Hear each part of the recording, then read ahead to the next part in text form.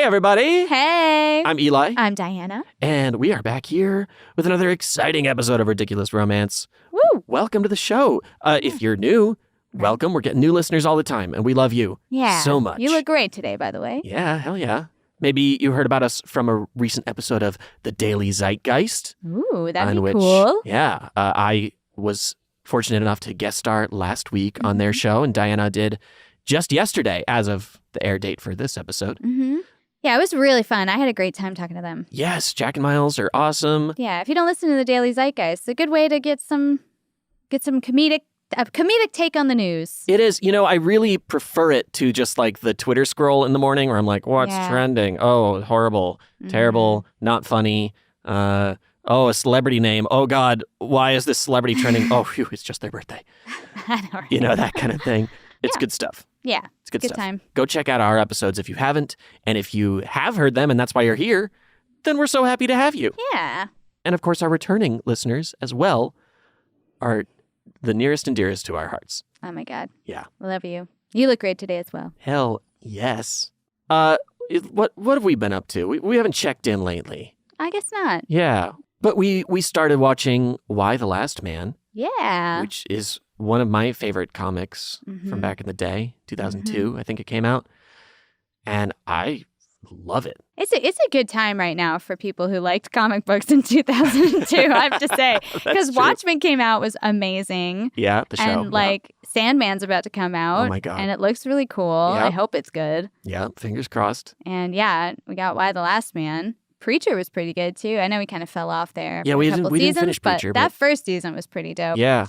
So anyway, I don't know. I was just like, thinking about all these things that we read, swapped graphic novels amongst all our friends to get through all of them because we were broke. Right. And now they're all TV shows. But anyway, all that aside, Ashley Romans, who plays Agent 355, is incredible. Ugh. In 5 episodes, I'm just like, so good. This is so good. A lot of the acting has been really impressive. Yeah. Diane Lane. Oh, legend. Diane Lane. Legendary Diane Lane. Diane Lane, who looks incredible, by the way. Forget it. Like, her skin is so smooth. Yeah. I'm just like, what moisturizer? What is it? Just tell me what it is. She's just got that Lane look. She's got that Lane look. Mm-hmm. But we're not here to talk about Diane Lane. Sadly, no. We're here with a brand new episode today. But first, I think we got to check inside this deep little mailbag here. Yeah. Because it looks like we've got time for a mail call. Mail! Awesome. We've got a review from a user called Little Pork Bow on Apple Podcasts that we wanted to share. They said, I was skeptical at first, but the first episode I listened to about Maha Wajir Longhorn was well done. And as a Thai person, knowing what I believe to just assume that the hosts are not Thai, did a pretty good job at pronunciations. Only constructive criticism is episodes run a little too long. Great concept, though. Kudos to the creators. Thank you, Little Pork Bow. Thank you so much. That's so great to hear, really. That's the thing. We don't want to just read every review blowing smoke up our ass, but... or the mean ones, to be honest, because they hurt my feelings. But correct, we are not Thai. We are not Thai. And so, but that did mean a lot to us that we got those pronunciations right, because we definitely spent some time on YouTube trying to make sure that we got them all right, because you don't want to, you know... Put some damn work into it, and people. I'm very glad we did, because I was like really pronouncing it phonetically, a lot of the names. And then I was very off, you know, and I was like, oh, I really thought that this would be a lot closer to the truth, but I was wrong. Yeah. So I'm very glad we checked that. And I'm glad that it worked out. So yay. And you know, sometimes I think these episodes run a little long too. I mean, fair. As one of the researchers, one of the speakers, and the editor, sure, these episodes run a little long sometimes. You know, we just get too into it. That's how it is. We love finding out about the story, so we get real into the research, and then when we're telling the story, we get real into it. Yep. So, yeah, some of them are a little long. It's fair. It's a fair, constructive criticism, and very nicely said. Trust me, they're not as long as what we recorded. Yeah, that's very gets true. Cut out. Very true. I think we got time for another little reach down into the mailbag here. Yeah. And here's one. At Emma Lennon 3 on Twitter, She commented on our post about the Jackie Robinson episode, Jackie and Rachel Robinson, we did earlier. So good. Love that episode. That I mentioned Branch Rickey sounded like a Kevin Kline character. Kevin Kline alert! And because Kevin Kline can play anything, and it just sounded like a part he'd play in the movie. Well, actually, in the movie 42, that starred Chadwick Boseman, may he rest in peace, yes, as Jackie Robinson, that character, Branch Rickey, was played by Harrison Ford. Everybody's favorite curmudgeon. There you go. Yeah, totally. I could see Branch Rickey being played by Harrison Ford. Absolutely. Just the right kind of grump. Yeah. For Branch Rickey to be like, you know what? I'm going to just do whatever I want to do, and y'all can fall in line. I see it. I said we need to watch that movie because I love Chadwick Boseman. We haven't watched it yet, but really want to. We are a house that loves Chadwick Boseman, so of course. That's a good one. So thank you, Emma Lennon 3, for telling us to watch that movie because I definitely do want to see it. Yeah. So we're here today to talk about the famous, the legendary, the household name we all know and love, Helen Keller, and her lover, Peter Fagan, who you probably don't know by name. I sure didn't. So Helen Keller was only 19 months old when she got so sick that she became deaf and blind. And for much of her childhood, she could only communicate with her family with a variety of home signs and gestures, until a young teacher named Anne Sullivan arrived and taught Helen ways to communicate, opening up her world. But many of us only know about Helen's childhood. Very few people know how she spent the rest of her life or what she used her hard-won communication skills for. Helen was a prominent activist. She was a socialist. She wrote several books and articles. She did lecture tours to advance her various causes. And she fell in love, too.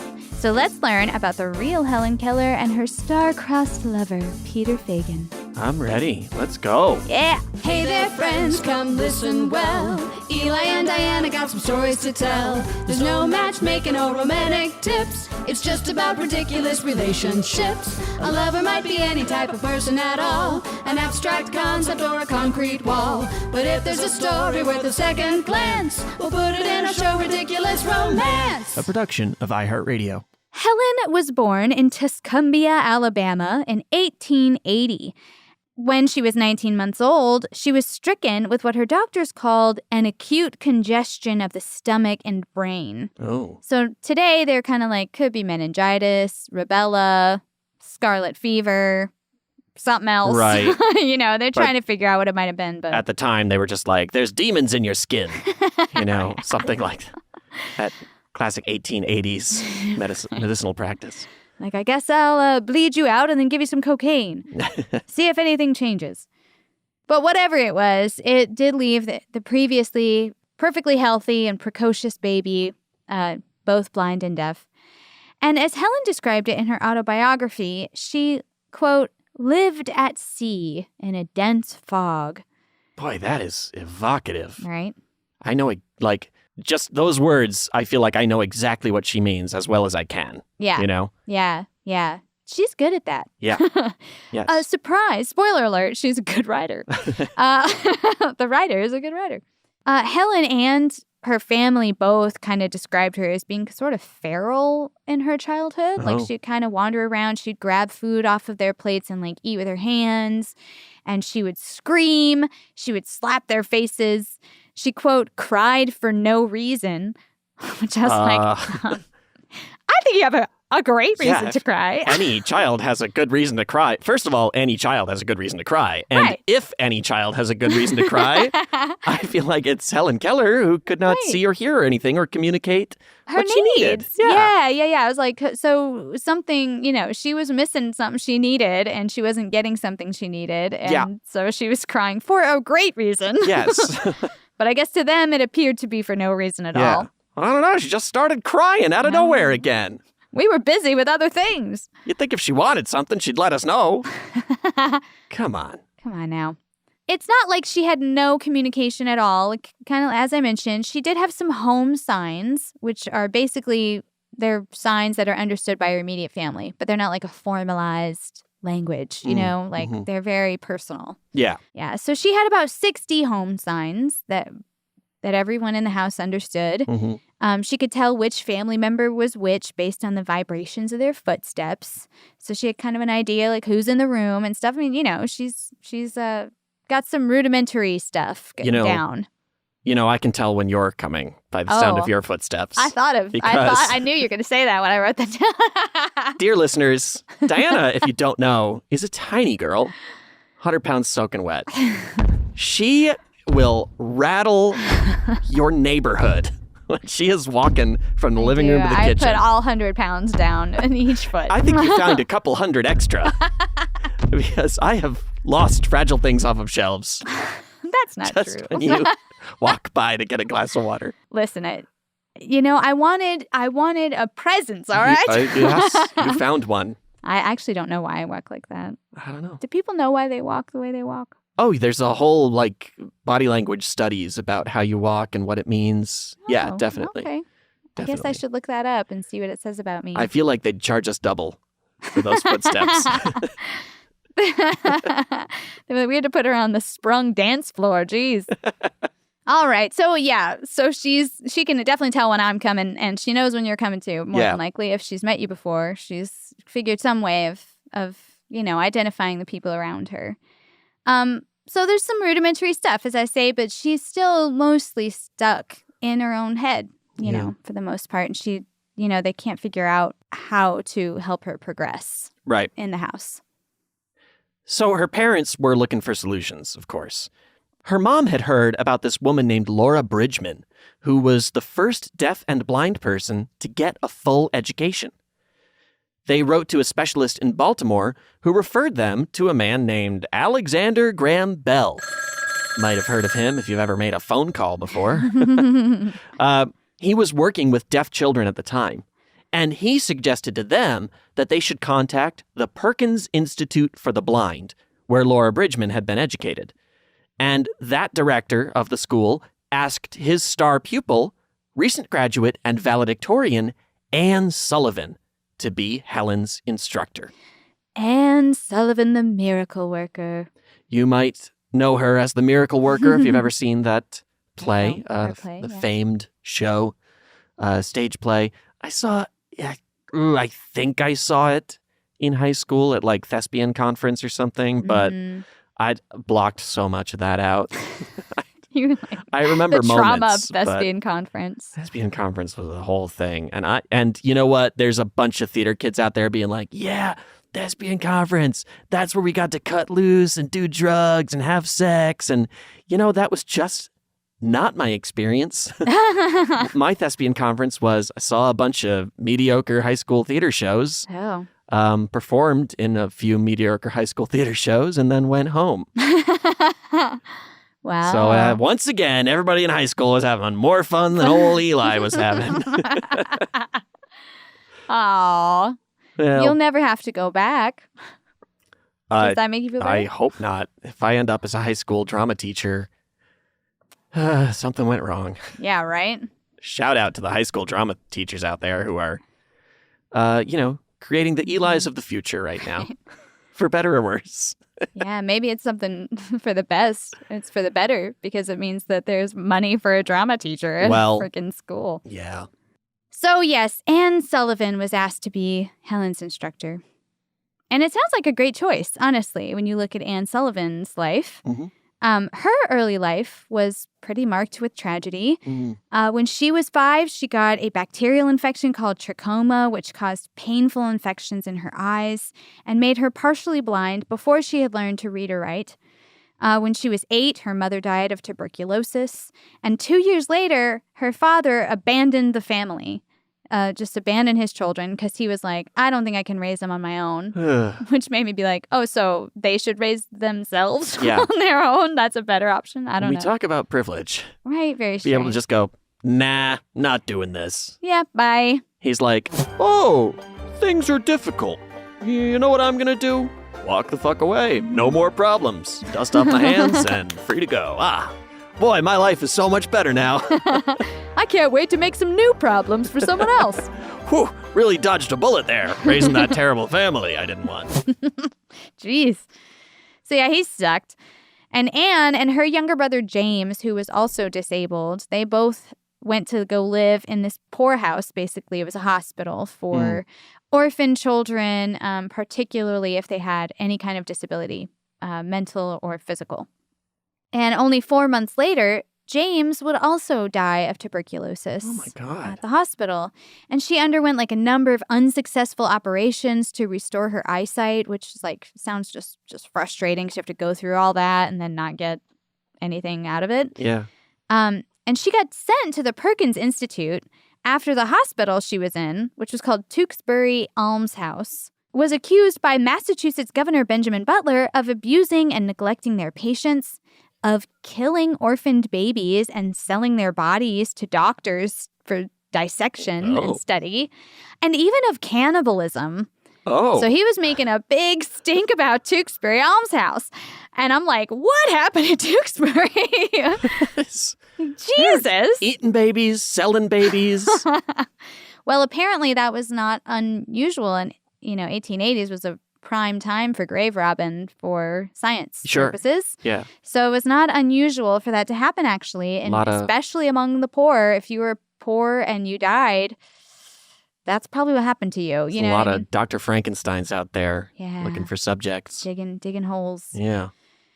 I mean, apparently a lot of his more outrageous claims were disproven. So it sounds like maybe he was just trying to kick up a big old dust to get the real problems looked at. Yeah. Because they weren't sexy enough on their own or something. Right. But the conditions there were still extremely bleak and abusive. And Anne wrote about it. She in kind of in support of his whole investigation. And so she's like, oh, yeah, it sucks there. I lived there. It sucks. And Tewksbury underwent several inspections, and one of the inspectors was the head of the Perkins School. So Anne, pleaded with him to please let her come study there. And he said, all right. And so she arrived at the school in 1880. So ask. Never hurts to ask. Yeah. I like that. He was right. Inspector's there, and she's like, get me out of here, please. Look around you. So at the Perkins Institute, teachers found Anne to be rude and defiant. They called her Miss Spitfire, which, would be a total fucking badge of honor. Please call me Mr. Spitfire. It's not a bad name now, but back then it was probably like a scarlet letter. You know what I mean? She had rough manners, but she was also super smart. She graduated in 1887, the valedictorian of her class. And maybe in talking to Helen's mother and father about her, the director of the school might have been like, I've got an idea. This child. Anne will know how to deal with her, yes. And he might have been right. Because Anne knew something about being lonely, about being isolated, about not having anyone to talk to. When she arrived in Alabama in March of 1887, she wrote, "The loneliness of my heart was an old acquaintance. Anyway, I had been lonely all my life. My surroundings only were to be different." She arrived at Helen's house on March 5th, a day Helen called my soul's birthday. Wow. Yeah. Banner day, red letter day. Oh, yeah. I get it. Oh, yeah. Just finally, somebody's here to freaking change my life. Yeah. So Anne almost immediately got into an argument with Helen's parents. Oh? Because Helen's family, I mentioned they were kind of rich Southerners. Well, in the late 1800s? Yeah. Yeah. No surprise. They had enslaved people, and they had fought for the Confederacy during the Civil War. Oh, boy. So Anne is still a Spitfire. She was fully willing to enter into a battle with her employers at their home about this serious issue. Uh-huh. Which I think is kind of awesome. Hi, thanks so much for hiring me. First of all, I got something to say. But she did manage to really connect with Helen. Yeah. Eventually. It did take a few weeks to make a significant breakthrough with Helen because Anne, first of all, was she needs to not be wandering around and grab it. She's a human being. She can't be wandering around like this. She's got to be taught manners, and she can learn manners. It's totally fine, and it's doable. So she's going to sit at the table, and she's going to eat with a knife and fork, and she's going to, act like a normal child as much as possible. And she was very strict about that, and that made Helen really frustrated, of course. Yeah, sure. She had not been doing that before. Right. And also, she was constantly grabbing Helen's hand and, spelling words into her palm. The first word she spelled for her was doll, D-O-L-L, because she had brought her a doll. So she spelled it, and then she hands her the doll. Right. But Helen didn't know what words were, really, at this point. Wow. Because, again, she was just a baby, really, when she lost those senses. Yeah. She had not been taught to speak, to read, to, she didn't have any of that Couldn't even see. concept in her brain at all. The idea of assigning a word to a thing was foreign to her. I imagine a lot of her home signs were like verbs, like get, that, I need, eat, drink, something like that, but not so much like this is a glass, this is a thing. Yeah. I mean, that's so interesting to think. If you didn't know, oh God, it's hard to even wrap your brain around because you do know words. Right. I mean, because we learn them as babies, so we don't remember not having that concept anymore. Our brains form around that concept. Right. So when she's grabbing Helen's hand and spelling words into her palm, Helen just thought it was a fun game she was doing. And she immediately started trying to mimic the hand movements herself. But again, she just thought it was a fun thing. She would go and show her mom. She thought it was like a fun thing they were doing together. Yeah. So she didn't know what they meant at all. She called it monkey-like imitation. Okay. Herself. So she's like, I was just like, cool, whatever. But Anne was always constantly grabbing her hand, spelling something, grabbing her hand, spelling something. And so without being able to understand what she was doing, obviously it was a very frustrating experience. Yeah. She threw lots of tantrums. They had a lot of clashes. She broke some stuff. They were having a hard time for a little while. But then finally, one day, Anne followed Helen out of the house, and they ended up at the water pump. And this, if there's any part of this story that you've heard, it's probably this. While Helen held her hand under the flow of the water, Anne spelled out the word water in her palm. And like magic, it just clicked. It has a name is the famous scene from The Miracle Worker. It has a name. But yeah, it's just suddenly the idea just all came together. Things have names, words have meaning. Helen describes the moment herself. She said, I stood still, my whole attention fixed upon the motions of her fingers. Suddenly, I felt a misty consciousness as of something forgotten, a thrill of returning thought, and somehow the mystery of language was revealed to me. I knew then that W-A-T-E-R meant the wonderful, cool something that was flowing over my hand. The living word awakened my soul, gave it light, hope, set it free. That's amazing. Incredible. The idea just suddenly like a spark of conscious thought just exploding into this whole realm of knowledge that you hadn't realized before. Yeah.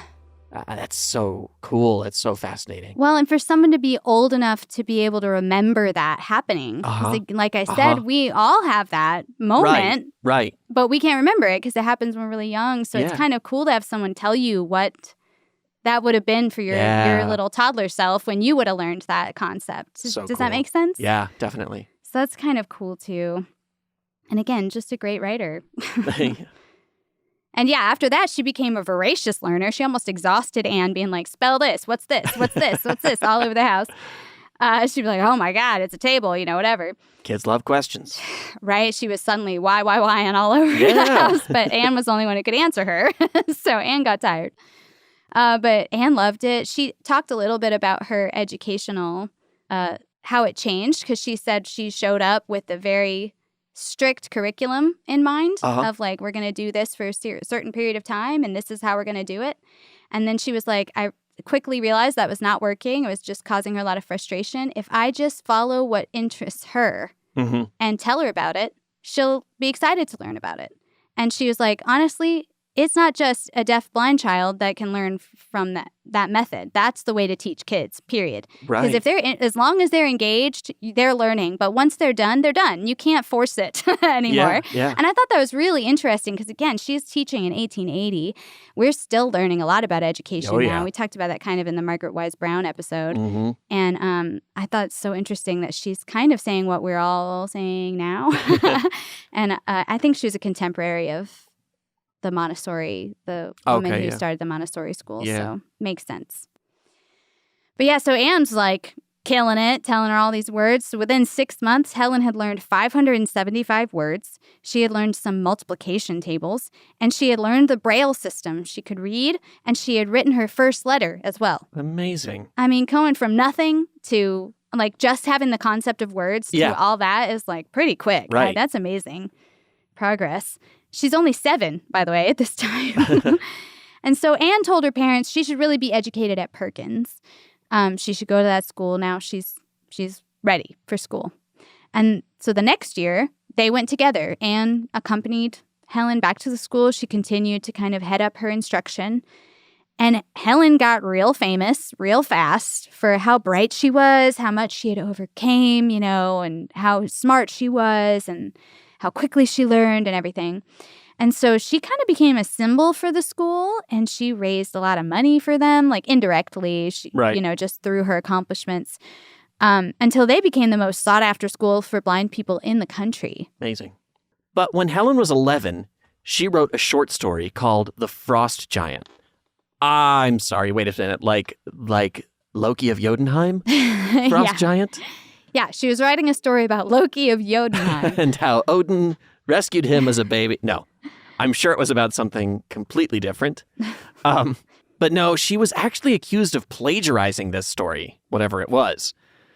And this totally pissed off Anne that they would come for Helen like this. So much so that she left the school and never taught there again. Yeah.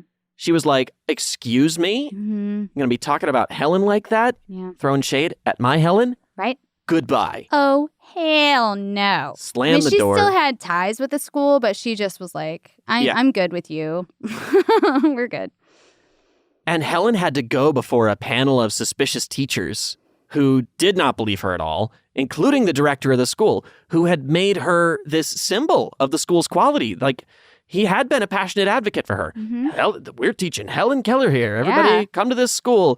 Gather round. Look how great she's doing. Look at this amazing work we're doing with Helen Keller. And then, as soon as things turned, he turned real quick. He called her a living lie. Outrageous. I mean, you're 11 years old and you're going to call me a living lie? I'm sorry. Have you been telling this living lie all the time that you were using me to get people to come to your school? Right. Sir? I feel like probably several people out there with 11-year-olds are like, oh, they lie.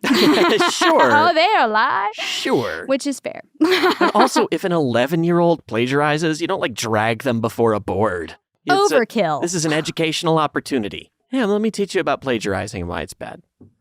At any rate. Especially because apparently it was a little gift for the director. Like, she wasn't turning it in for a grade. Oh, my God.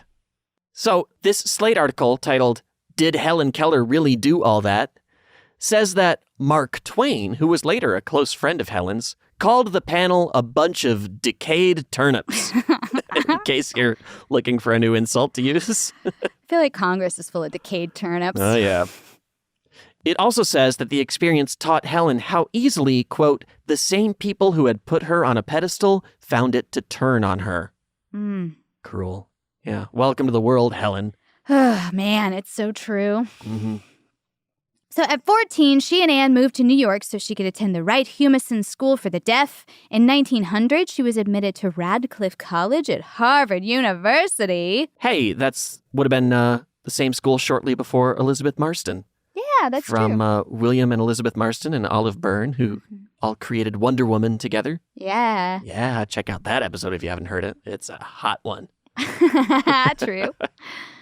Yeah, Mark Twain helped arrange her tuition because he introduced her to this super rich oil magnate or whatever who paid for everything. Oh. So thanks, Mark Twain. Yeah. Way to get way to wring some money out of an oil magnate. Yeah, right. For something good.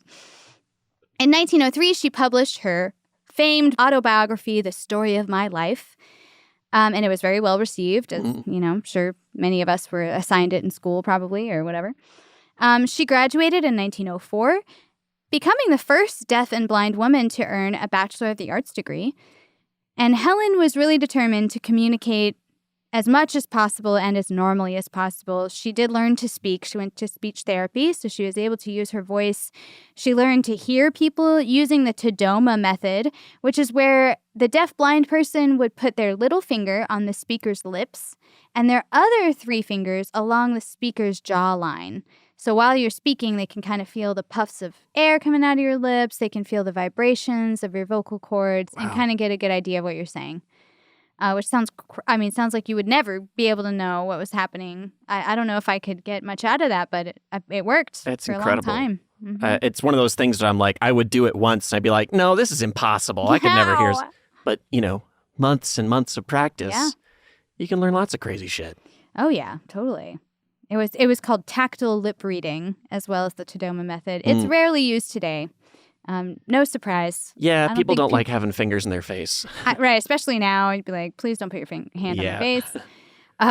And of course, Helen also learned finger spelling in the manual alphabet. Right. As well. So now that she was out of school, Helen and Anne purchased a house in Wrentham, Massachusetts that they could live in and work in.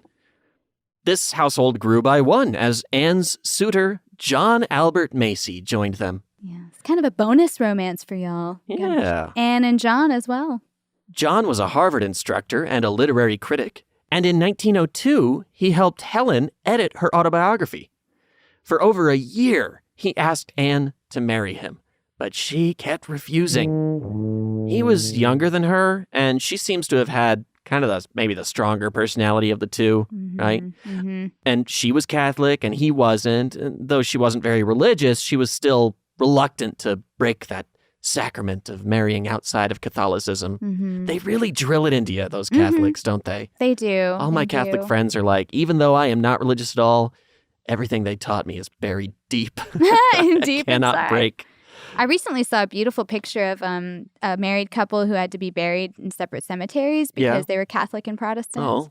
And so is a wall between the Catholic side and the Protestant side. So they bought their plots right up against the wall. They built like a tower, and it has 2 hands reaching out and clasping over the wall. And it's beautiful. That's sweet. And I'm like, you should just let them be buried together. That's insane. However, but, the hoops they make you jump through. It's like they had to do a whole friggin' sculpture project so they could be like, also, we were married even though there's a wall between our graves. Let's say the idea is like God would be angry if a Protestant was buried in the Catholic graveyard. Mm-hmm. Do you think God is like, oh, they pulled one over on me. I know, They right? figured it out. Oh, well, God bless him. Me bless him. Me bless him. Now, of course, both John and Anne were very devoted to Helen. But Anne probably also worried about how her marital status would change her and Helen's relationship. Even though Helen was like, go for it. Do it, girl. Go get married. Yes! Get you some. She once told Anne, oh, teacher, if you love John and let him go, I shall feel like a hideous accident. I mean, wow. Yeah.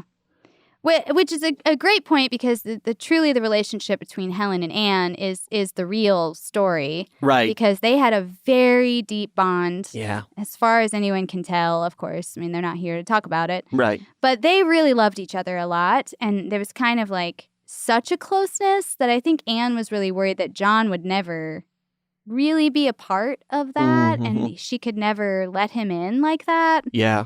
So I think she was also worried that he would always feel like an outsider in his own house. That's fair. But I also see, like, Helen saying this here.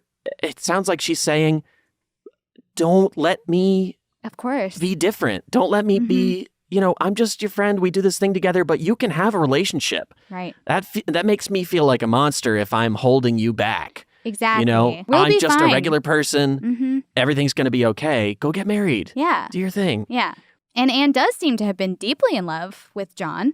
In her letters to him, she wrote, Dearest heart, I am always a little shivery when you leave me, as if the spirit of death shut his wings over me.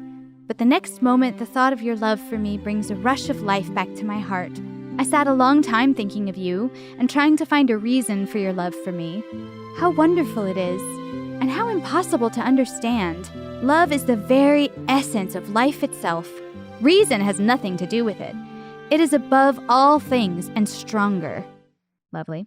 And she was funny, too. She also wrote, Haven't you had enough of New York? Idling about clubs and going to the opera isn't so very much fun, is it? Aren't you longing to come back to your 12 or 15 hours of work every day and me? Cute. Adorable. Now, eventually, Anne acquiesced, and they married in May of 1905. John became Helen's editor and manager, and he negotiated terms for her domestic and foreign publications. In 1909, Helen joined the Socialist Party. And John was a big socialist, and he would correspond regularly with other socialist writers like Upton Sinclair. Anne, however, probably because of her difficult and impoverished upbringing, was kind of skeptical that there was any chance of society changing in any significant way. But Helen had grown up more comfortable in this wealthy Southern home. You know, they had enough money to meet their needs anyway, so she was a little more idealistic. She would correspond regularly with Eugene Debs and even learned German Braille so that she could read Karl Marx. Though she was never a communist. Right. She said, like, that people who didn't like socialism had heard of Karl Marx but didn't understand him. Yeah. Or hadn't read it at all. Which is not untrue.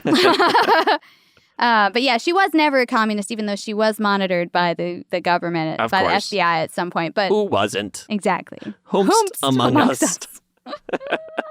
And as soon as Helen started to write about something other than herself and her disabilities, again, the same people who had put her on a pedestal before totally turned on her. Oh, jeez. She was frequently accused in the press of faking her disabilities. Wow. People assumed that someone blind and deaf would be incapable of writing a book. They also assumed that her politics and opinions had come from outside influences in her life, which I was kind of like, I mean, that's everyone. I mean, everyone heard about something from someone else, more than likely. Right. So it seems like a weird criticism. Right. But they were like, there's caretakers around her, so she's just having people, like, tell her what to think. Okay. Which sort of takes away her own working brain, but all right. Yeah, exactly. In 1916, Helen donated $100 to the NAACP with a note. Ashamed in my very soul, I behold in my own beloved Southland the tears of those who are oppressed. Oh.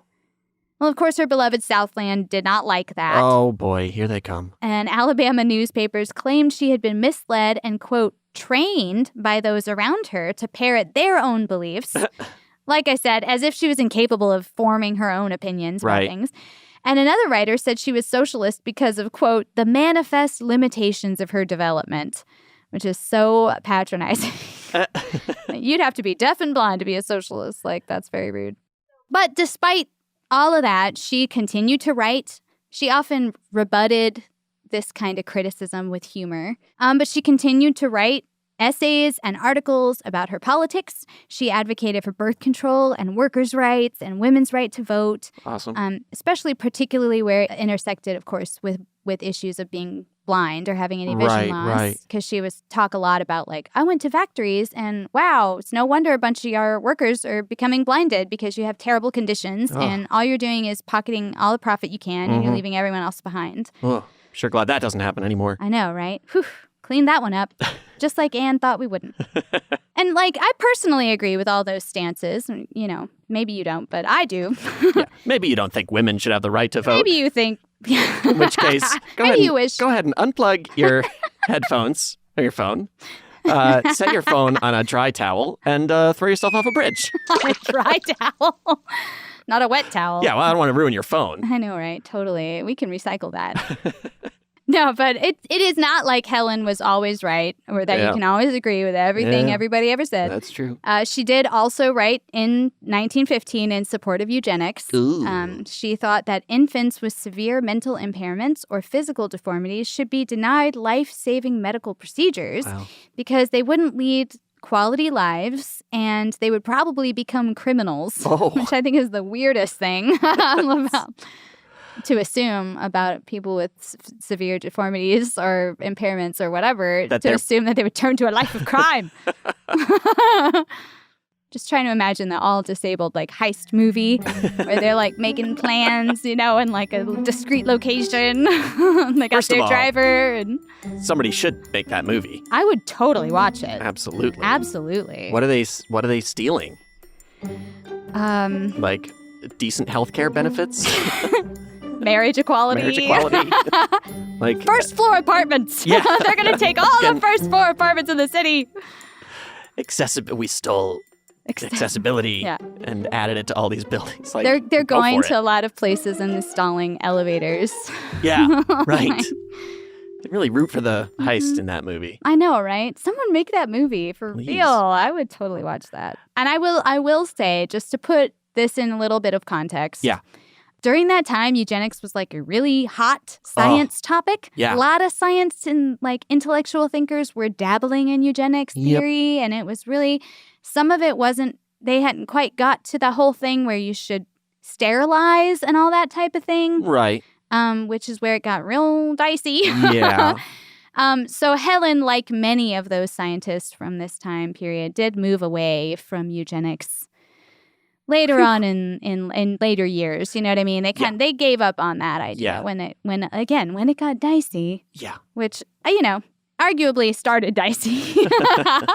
But I will just say, just again, at the time, it was just like talking about electric cars or something. It was like the science thing of the day or something. And a lot of people got into it, If we just let a bunch of people die, then humanity will be better off. And then they're like, oh, wait, I talked to one of those people and I realized that I'm an asshole. Right. I forgot they're like human beings. Yeah. But having opinions and the ability to express them wasn't the only thing that people thought folks with disabilities couldn't do. There was also a lot of debate about whether or not anyone with disabilities should marry and have kids.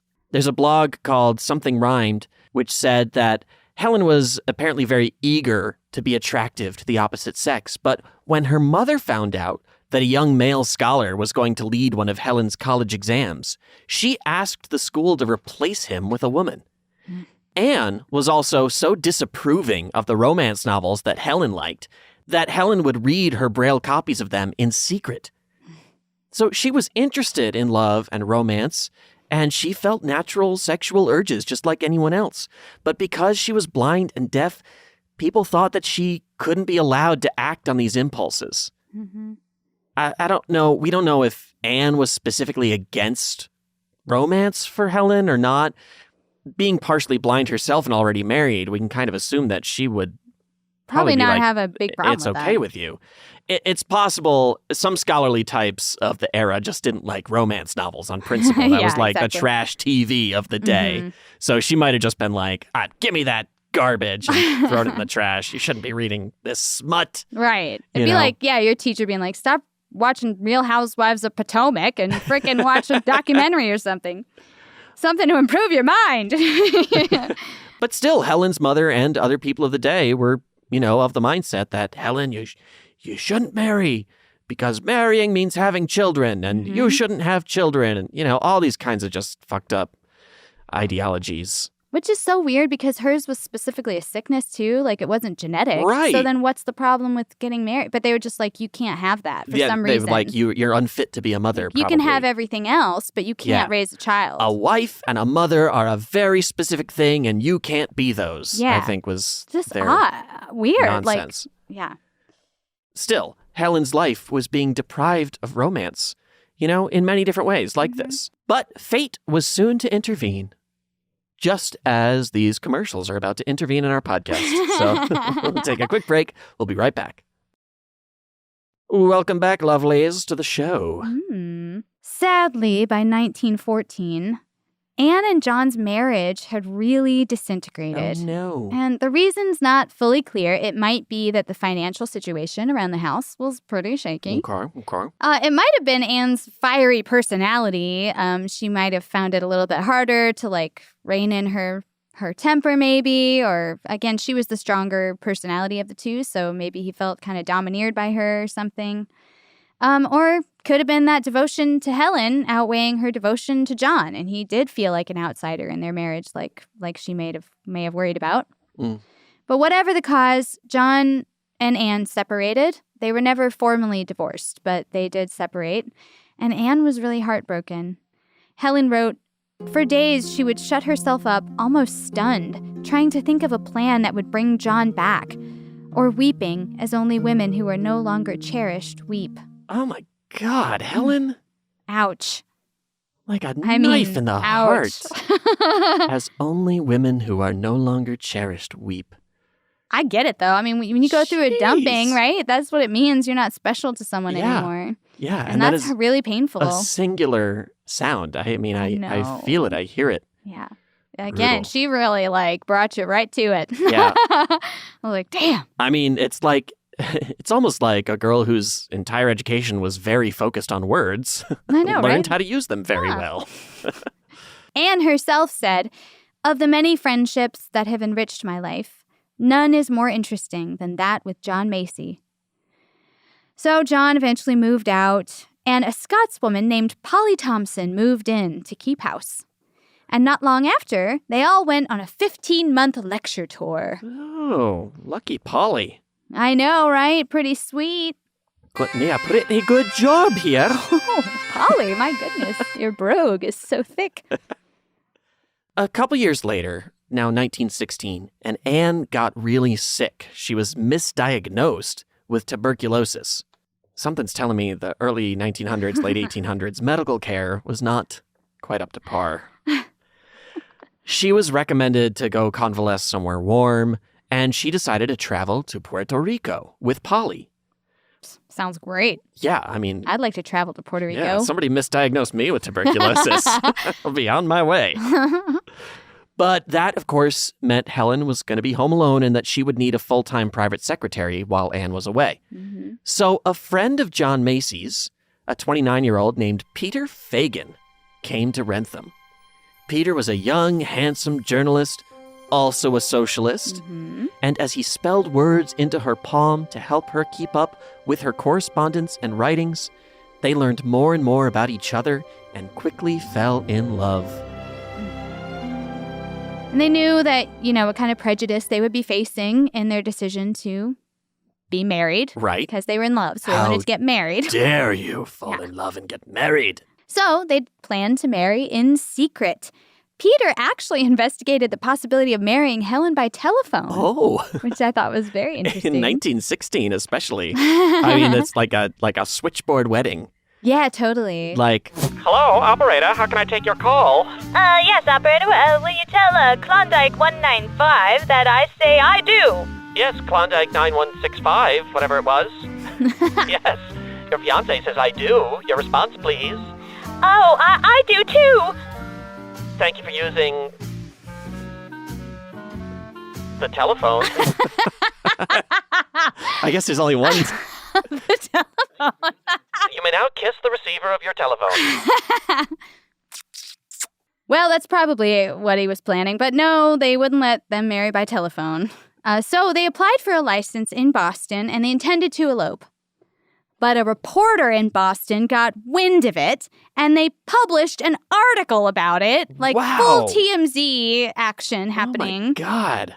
In Boston. He's like, extra, read all about it. Let's collectively ruin one woman's only chance of love and happiness. 5 cents a copy. Oh, I'll take a copy of that, young man. A woman's happiness? We'll have none of it. Not in my country. Ugh, gross.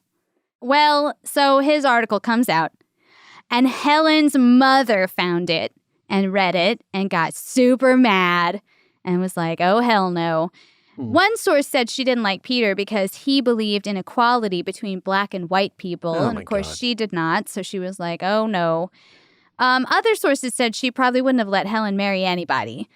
Maybe it was a bit of both. Yeah, I'm pretty sure it's both. Yeah, she was probably like, okay, if it was a rich, Southern Confederacy doctor asshole, then maybe you could have talked me into it. Yeah. But it's not. It's a socialist from Boston. Uh-huh. So... yeah, it was probably a bit of both. And she immediately fired Peter. She hustled Helen onto a train back to Montgomery, Alabama to get them as far apart from each other as she could. Wow. And it's possible that Peter was even threatened at gunpoint by someone in the Keller family. Wow. Probably one of Helen's brothers. Right. But that might just be an exaggeration. Now, the story kind of gets a little muddled here. The most common version is that letters between Peter and Helen were smuggled back and forth between them by their friends, and they decided to marry anyway. The plan was for Helen to sneak out of the house and be on her porch in the middle of the night. And then Peter would come and get her, and she would be gone before anyone knew anything about it. Mm-hmm. Happily ever after, ding dong, wedding bells were gone. So Helen packed her bags, she sat on the porch waiting, and Peter never showed up. Helen was heartbroken, and they never saw each other again. But Peter's daughter, Anne Fagan Ginger, says that is not quite how it went down. Oh. She told the American Foundation for the Blind that Peter did write a secret letter in Braille, arranging for Helen to wait on her front porch for him. Right. She said, "It was arranged in that fashion because my father was not an athletic man and didn't want to get into a physical scuffle with Helen's brothers." Oh. Which makes sense to me, especially if they had threatened him at gunpoint already. Like, right. What? Anne continued, "He came down from Boston at the appointed time, but Helen was not waiting on the porch. He never saw her again." Oh, damn. So the common thread there is that they never saw each other again. Right. And they were probably forced apart by their families. Yeah. Somebody... Or by her family, I should be more specific. One of them was there at the porch and one of them wasn't, Mm-hmm. but neither of them chose that. Yeah. Neither of them was like, nah, never mind, fuck you. Right, right. Because that wouldn't make sense. Kim E. Nielsen wrote in Helen Keller's selected writings that, quote, her extended family vigorously squashed the relationship. All felt adamantly that marriage and childbearing were not options for a deaf-blind woman. She apparently acquiesced to this belief. Peter Fagan disappeared from her life.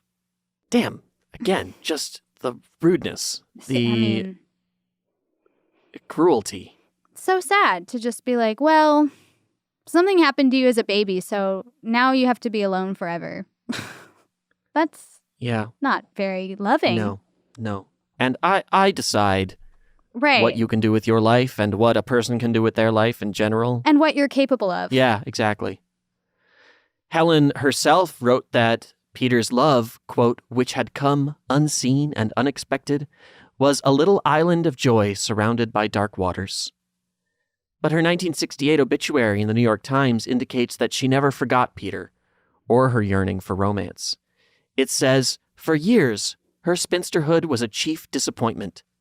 If I could see, she said bitterly, I would marry first of all.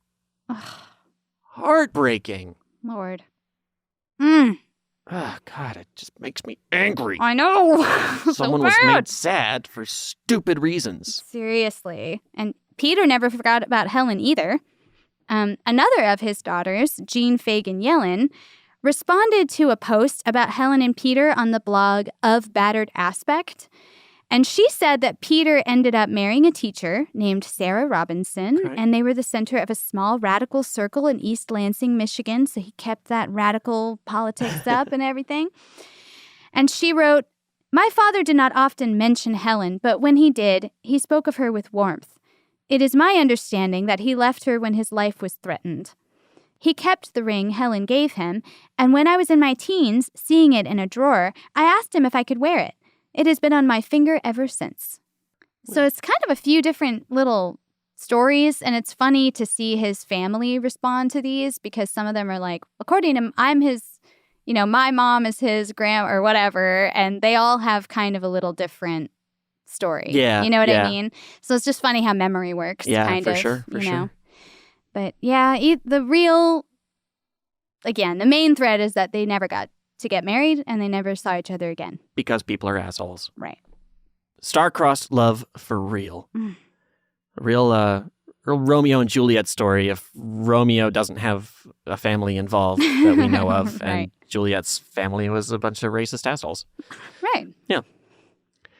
But soon the whole country would become preoccupied when America declared war on Germany in 1917, formally entering what was known as the Great War. I don't know if you've heard of it, but it was kind of a big deal. Had a big franchise, at least one sequel so far. So far. Helen wrote to Anne and Polly to let them know that this war was happening, and they came back to the U.S., which, thank God, because Anne said she hadn't gotten a newspaper in like weeks, right? Oh, yeah. She's like in Puerto Rico. She's like, some of the mail's not coming through. We don't have a newspaper. I hope we're not at war yet, but I know we probably will be soon. So let me know. Yep. Dear Anne, stop. Right. It's happening. Stop. We're at war. Stop. Yeah. Wish we could stop. So both Helen and Anne now had very sad memories of their lost loves in the Wrentham house. So they decided, we're going to sell this place, get the hell out of here, and start over in New York. Yeah. Now, Helen was a pacifist, so she wrote anti-war articles and gave anti-war speeches for several months. Then in 1918, she got a call from Tinseltown, and they traveled to California to work on a silent film about Helen's life called Deliverance. I saw Deliverance, and I don't think it had anything to do with Helen Keller. I guess I just misunderstood what was happening there. I hope not much in the movie Deliverance is related to Helen Keller's life. No, I believe that they are unrelated movies called Deliverance. But this film, Deliverance, was considered too artsy. So it was kind of a critical hit, but commercially it was a flop. People weren't going to see it. Plus, the studio got upset at Helen because she took the screenwriter to a dinner for Walt Whitman, which was full of, like, artists and radicals, and that apparently reflected poorly on the film. I guess they were like, Walt Whitman dinner? What did you do? Plan the next Bolshevik revolution in there? Oh, what a bunch of pinkos. So, after all that, Helen, Anne, and Polly came back to New York. And by 1920, people's literary tastes are kind of changing. Helen's writings aren't selling as well as they were. Mm-hmm. And they needed some money up in the house. You know what I mean? Yeah, gotta have money. So naturally, they turned to vaudeville. Oh, sure. I know that when I needed money, theater was the way to go. That's the way. Get up a variety show today for all your GoFundMe needs. Can't believe I gave up all that sketch comedy money to come to a podcast. Yeah, but no, Helen Keller was on vaudeville, if you didn't know that, because I didn't. I thought that was super cool. Helen and Anne joined a variety show circuit and quickly became the most popular act in the whole lineup. It was like a 20-minute routine where Anne would come out. She'd tell a little bit about Helen's life, give her a little intro. Mm-hmm. And then she would do a question and answer session with Helen. And bear in mind, this is right after Prohibition started. Would you like to hear some of it? Hell yeah. Yes. Welcome to the Vaudeville Variety Hurly-Burly Extravaganza, a dazzling display of splendor to uplift, edify, educate, and amaze. And would you believe it? We have the miracle worker herself, Anne Sullivan Macy, here with the one and only Helen Keller. That was so good. And so this is their routine. Can you feel moonshine? No, but I smell it. What is your definition of politics? The art of finding and holding onto profitable jobs. Do you think America has been true to her ideals? I'm afraid to answer that. The Ku Klux Klan might give me a ducking. Do you close your eyes when you sleep? I guess I do, but I never stayed awake to see. What do you think is the most important question before the country today? How to get a drink. Can you suggest any tax the people would pay willingly? Yes, a tax on millionaires. Do you believe a woman can keep a secret? Of course we can. It's the person we tell it to who can't. What can a person do when his constitution is gone? Do as the United States does. Live on the amendments. That's pretty good comedy, honestly. I liked it. I thought it was pretty good. I mean, a couple of zingers in there. Mm-hmm. How to get a drink. How long was the whole bit? It's about 20 minutes. Wow. The routine. Yeah. I think, just that? Yeah, pretty much. 20 minutes of Q&A. And they loved it. Oh, I'm sure they slayed. It killed. Yeah. It killed. The show toured from 1920 to 1924. And even though many of Helen's friends found it to be scandalous that this was happening, Helen enjoyed herself hugely and said that she was helping the causes of blind people. She's getting a real kick out of this vaudeville tour. And though she had already met and befriended tons of famous people in her life, including Mark Twain and Alexander Graham Bell, she also made friends with vaudeville celebrities like Sophie Tucker, Charlie Chaplin, Enrico Caruso, and Harpo Marx. Cool. Legends. And then in 1924, Helen, Ann, and Polly started working with the American Foundation for the Blind. And AFB had just gotten started in 1921 because so many soldiers came back from the Great War blinded by mustard gas. Oh, my God. And so they needed a lot of advocacy. Their lives had completely changed. And there wasn't a lot of that going around for people with disabilities until there were veterans. There's so much packed into that because I'm like, wow, mustard gas was so bad, they had to start a whole foundation out of this. And also, wow, you wouldn't start a foundation for the blind until a bunch of soldiers came back from the war blinded? Like, you weren't worried about it until then? Yeah, they were like, there's a few schools, whatever, they're fine. Yeah. It's like, okay. At any rate. Anyway, so they had just, they were still a pretty new organization. And the idea was that Helen, Ann, and Polly were going to be this instrumental in fundraising. Sure. They would do all these appearances and people would just give money. Yeah. And together, the women did address over 250,000 people in 127 cities by 1927 to raise money for the AFB. Wow. But unfortunately, they had made an incredibly ambitious $2 million fundraising goal. And that's in 1924. Right. So So today, almost $32 million. Oof. Just speaking as someone who has to fundraise, that's a lot. That is lofty. I mean, geez.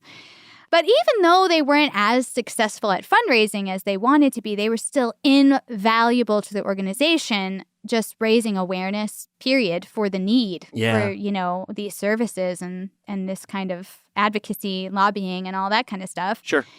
And the director of the AFB dubbed Helen, Ann, and Polly the Three Musketeers. And thanks to their work traveling around the United States, state commissions were created, rehabilitation centers were built, and education was made accessible to people with vision loss. Amazing. And throughout these years with the AFB, Anne was getting older. Her health was deteriorating. Her eyesight was failing more and more. Polly started to take over more of Anne's secretarial duties for Helen. When she had joined the household back in 1914, she was just there to keep the house. And she'd never worked with anyone blind or deaf before. She had only heard about the job through her hairdresser, who was also Anne's hairdresser. Talk to your hairdresser. Talk to your hairdresser. Polly came in and she was like, "Oh, I'm still looking for work. Can't find anything. I come to America, and there's no bagpipes to play. There's no opportunities for a Scotswoman like me." And the hairdresser is like, Actually, I heard about a job. She ended up getting this gig. She was interested in it because it involved a lot of travel. And Polly loved to travel. Sounds good to me. I would take a job with a lot of travel. Right? But she deeply respected Helen, and quickly she learned to communicate with her and ended up just as devoted to Anne as she was to Helen. This trio just bonded really tightly. And she also apparently had a very strong personality. She was very protective of Helen. Just awesome that these three very strong personalities had all come together to live together and dominate and spread the good word and raise all this awareness. Really just an incredible meeting of minds. It's amazing that these three people ended up in the same place at the same time. Yeah, totally. Could have gone very differently if Helen had a less competent teacher or a less disciplined teacher, someone who wasn't as focused and intense. Or wasn't ready to improvise her methods. Right, right. And then, what if Anne never talked to her hairdresser? Right, What if Polly, that's the great thing about history is just these little weird coincidences that changed everything. Yep. And along came Polly and changed the game. Along came I never saw Along Came Polly. I'm going to assume that it was about this. All right. Why not? Jennifer Aniston and... Is it Owen Wilson? No clue. I think it's Owen Wilson. Wow. And I think it's about... Wow. What's his wow? Wow. Wow. Wow. Wow. Wow. Wow. Wow. Wow. I think it's about a Parrot? No, that's Polly. With Jay Moore. Anyway. So yeah, in 1930, Anne had to have one of her eyes removed. Ah, man. That's how bad it was getting. And the doctor was like, listen, I know y'all bitches love to work, okay, but you need to take a break and heal because you just had like a really invasive surgery. Mm-hmm. So they decided to go overseas and go abroad. Okay, you know what? You're right, doctor. I do need to rest and heal. Time for a world tour. I know, right? But good for them. Yeah, totally. I'm sure they were like, look, I haven't been overseas yet. Let's do this. They earned it, you know? Mm-hmm. And they went to visit Polly's family in Scotland. And then they also hit up Ireland, too, while they're over there. Classic trip. Scotland and Ireland. Would love to do that one day. And over the next few years, they took a few trips. They went to Europe, they went to Canada, Jamaica, a bunch of places. But Anne's health and her vision just continued to deteriorate. Helen wrote about her feeling the toast to make sure it was cooked and listening intently to the coffee as it percolated so she would know when to take it off the heat. Mm-hmm. And she kind of wrote it like she was sort of feeling sorry for her, having had vision for a period of time to not have it anymore. She was kind of like, seemed to be feeling a lot of sympathy for that. She was in a lot of pain. Her eyes bothered her constantly. It got to the point where like even a white tablecloth was like painful for her to look at. Bright, yeah. They talked about how much the spotlight in the Vaudeville act must have affected her eyes because it did. And she was also diagnosed with like gastric problems and senility, so she's just not doing very well here at the end. And by 1935, she was fully blind. Helen wrote in a letter, "For 50 years, Anne Sullivan Macy, my beloved teacher, has been the light in my life. Now she is ill, and the darkness that covers me has fallen upon her. Still the light of her love shines amid the encircling gloom, and we are happy." On October 20th, 1936, Anne had a coronary thrombosis and died in Queens, with Helen holding her hand. Helen's teacher and companion of 50 years was gone. Shortly before she died, Anne dictated this message to Polly. "Goodbye, John Macy. I'll soon be with you. Goodbye. I loved you. I wanted to be loved. I was lonesome. Then Helen came into my life. I wanted her to love me, and I loved her. Then later Polly came, and I loved Polly, and we were always so happy together. My Polly, my Helen. Dear children, may we all meet together in harmony. My Jimmy, I'll lay these flowers by your face. Don't take him away from me. I loved him, so he's all I've got." 1,200 people attended Anne's funeral. She was cremated and her ashes were interred in a memorial in Washington, D.C., which is only reserved for people who made a significant contribution to the country. She was the first woman to receive this privilege on her own merits. Just makes me cry because Jimmy is her brother, you know, and like, that's so sad. I mean, it makes sense that she would be thinking of him, you know, at the end of her life, but it's just sad. I know, anyway, and from so long ago. Right. When they were so young. She was thinking about him at the end. Yeah. Oh, yep, boy. I'm going to go cry. Let's take a commercial break. Okay, that sounds good. Okay, welcome back. I feel better. Good? Dry eyes all around? Yes. Doing okay? Yes. Well, Helen and Polly, of course, were both heartbroken after Anne's death. In Helen's journal, she wrote, "Most of the time, I appear to myself to be a somnambulist, impelled only by an intense faith." They decided to get back to traveling, get back to the work, doing something positive for blind people of the world. And in 1937, Helen and Polly went to Japan for the first time to help raise money for Japanese deaf and blind people. She gave 97 lectures in 35 cities and raised around $330,000. She continued to publish books and essays. One of her pieces explaining her socialist politics was burned by Nazi youth, which is like, what a feather in my cap. Yes, I'd be like, I wrote some good. The Nazis are burning it.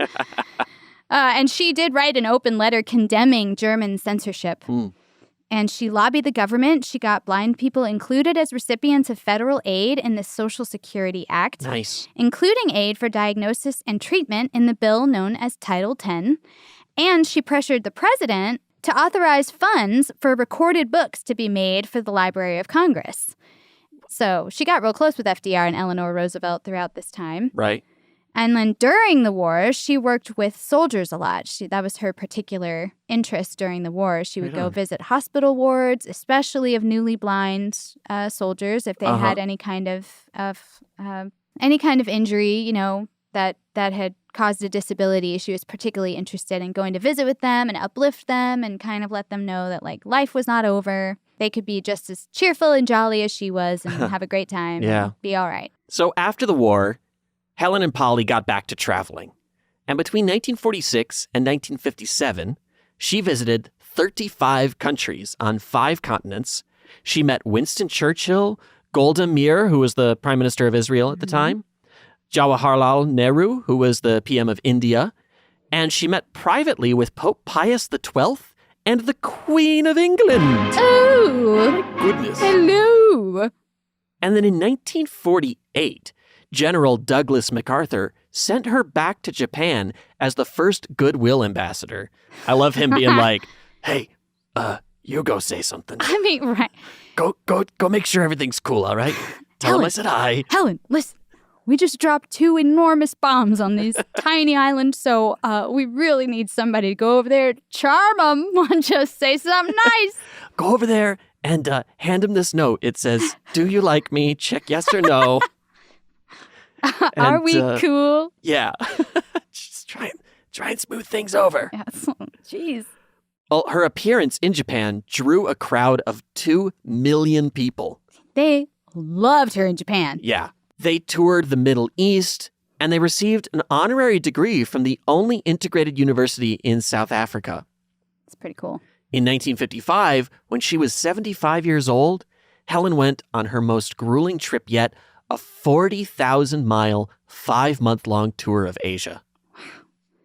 Now, as they both got older, Polly became more and more possessive of Helen.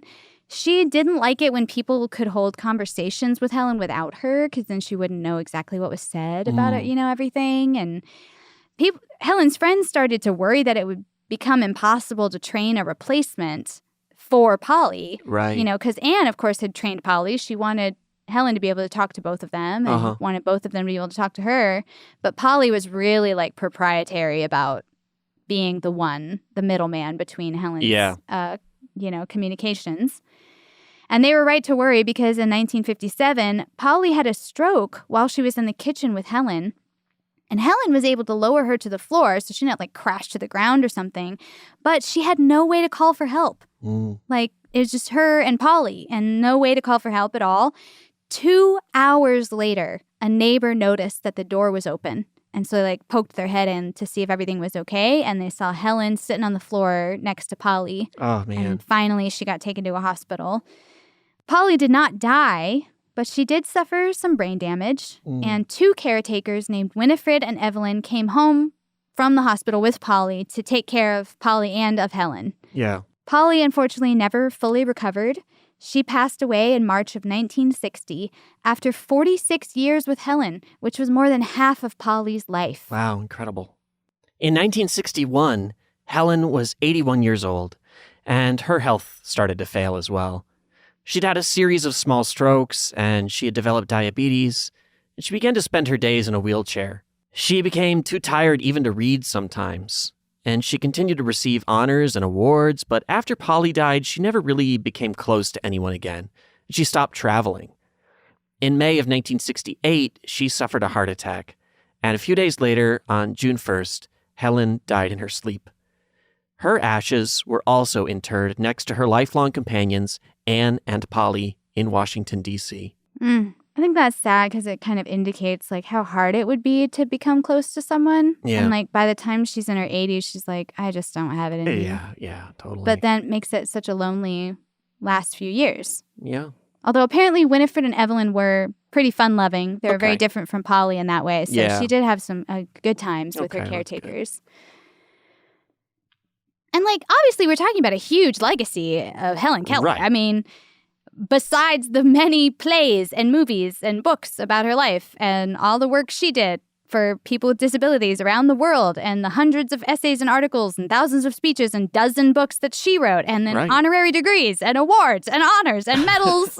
Like, all her celebrity friends. Like, she met every president from Grover Cleveland to Lyndon Johnson. Damn.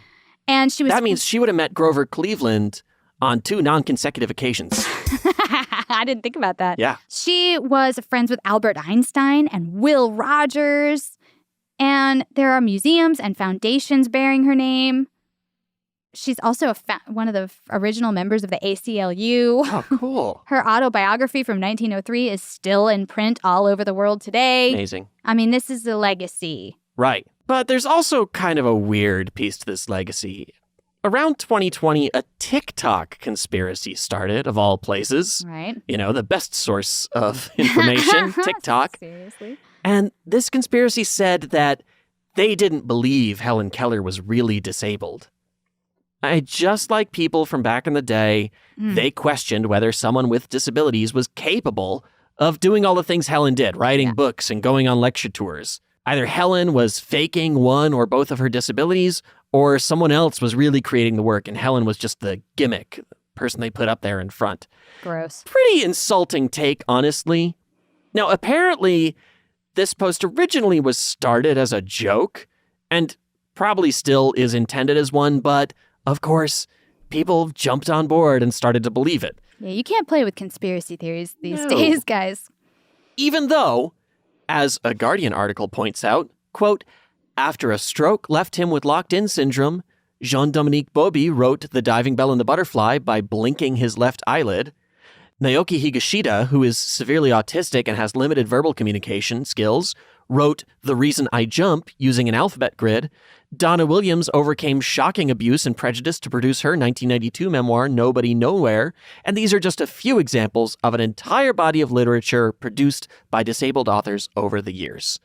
So, not that anybody needed to prove it to you, but yes, there are many examples of people with disabilities doing incredible things.